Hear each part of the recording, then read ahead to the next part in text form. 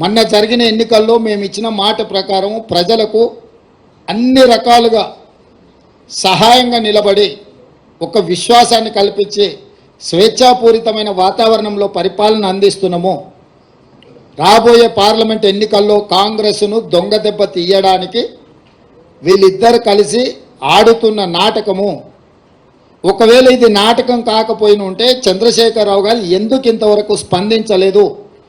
కూతురును arrest చేస్తే తండ్రిగానైనా స్పందించాలి.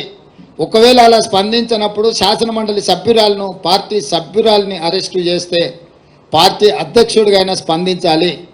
రెండు విషయాలలో వారు స్పందించలేదు, పత్రికా ప్రకటన విడుదల కూడా చెయ్యలేదు అని అంటే, నిన్న మోడీ గారు వచ్చిన వారు కూడా ఈ విషయాన్ని ఎక్కడ ప్రస్తావించలేదు. తెలంగాణ రాష్ట్ర పర్యటనలో మోడీ గారు ఉన్నప్పుడే నిన్న మధ్యాహ్నం 1:20 ఈడీ అధికారులు వచ్చారు. 5:20 కవిత గారిని అరెస్టు చేశారు. 7 గంటల తర్వాత ఢిల్లీకి తీసుకెళ్ళినట్టున్నారు. అంటే పూర్తి సమాచారం మోడీ గారికి ఉన్నది కదా. ప్రధానమంత్రిగా వారి పర్యటన ఉన్నప్పుడు ఈడీ అధికారులు, ఇన్కమ్ ట్యాక్స్ అధికారులు ఒక రాజకీయ పరమైన అంశంలో చర్యలు తీసుకుంటున్నంటే ఎందుకు మోడీ గారు నిన్న తన రోడ్ షోలో ప్రస్తావించలేదు?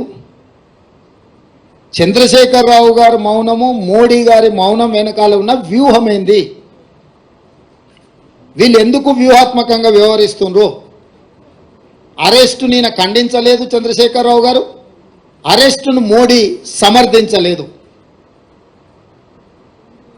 అంటే దీని వెనకాల కాంగ్రెస్ను దొంగ దెబ్బతీయాలనే ఎత్తుగడ ఉంది. తెలంగాణ సమాజం అంతా దీన్ని గమనించాల్సిందిగా కాంగ్రెస్ పార్టీ విజ్ఞప్తి చేస్తుంది.